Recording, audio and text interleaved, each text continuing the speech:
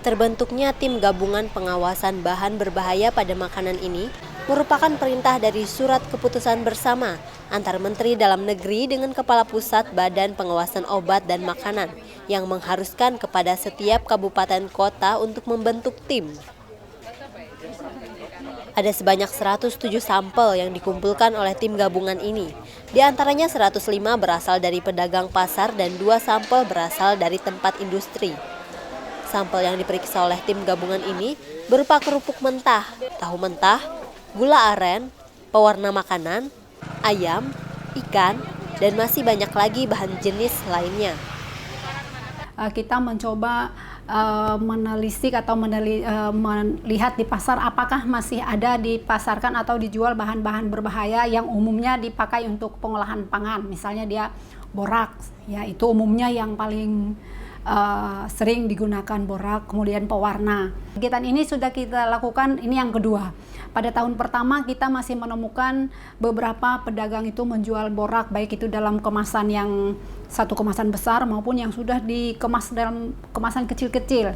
Nah, tahun ini sudah kita lakukan tadi pengawasan, tidak lagi kita temukan. Kemudian juga di pusat-pusat pengolahan atau industri pengolahan bahan makanan, ya kita tetap lakukan pembinaan dan pemeriksaan terhadap pusat-pusat produksinya maupun bahan-bahan yang digunakannya. Kalau misalnya kita temukan dia ada pelanggaran atau menjual atau menggunakan, kita akan berikan teguran.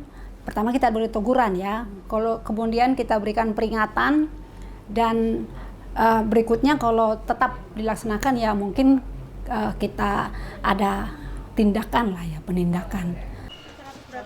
Ada sebanyak 3 bahan berbahaya yang ditemukan oleh pengawas farmasi makanan Balai POM Provinsi Kalimantan Selatan. Di antaranya makanan yang mengandung zat pewarna rodamin B. Rodamin B sendiri merupakan zat pewarna yang sering digunakan pada industri tekstil dan kertas sebagai pewarna kain, kosmetika, produk pembersih mulut, dan sabun. Selain rodamin B, juga ditemukan bahan berbahaya lainnya seperti formalin dan borak. Ada 107 sampel, 105 dari Pasar Tanjung, 2 dari industri pangan rumah tangga di daerah mana ya Bu? Murung Pudak. Jadi di sini ada 2 sampel yang positif pewarna rodamin B, kemudian 1 sampel positif rodamin B dan positif boraks, dan 4 sampel positif borak. Ada kerupuk segitiga, ada kerupuk nasi, kerupuk acan, dan 1 kerupuk dari pangan industri rumah tangga. Kalau borak sama sekali tidak boleh di dalam pangan. Jadi sama sekali tidak boleh, artinya dia bahan yang dilarang dalam pangan. Ya, biasanya akan terakumulasi di hati dan dia kan tidak bisa dimetabolisme oleh tubuh, jadi diakumulasi di hati, nanti lama-lama kelamaan bisa menjadi kanker hati. Sampelnya setelah ini kami akan ke pedagang untuk memberi peringatan ya Ibu ya. Memberi peringatan, nanti ada surat pernyataan untuk tidak menjual kembali dan kita akan gali dari situ dari mana sumber dari barang-barang tersebut. Setelah selesai melakukan tes terhadap semua sampel, tim gabungan langsung menemui para pedagang yang dagangannya terbukti mengandung bahan berbahaya.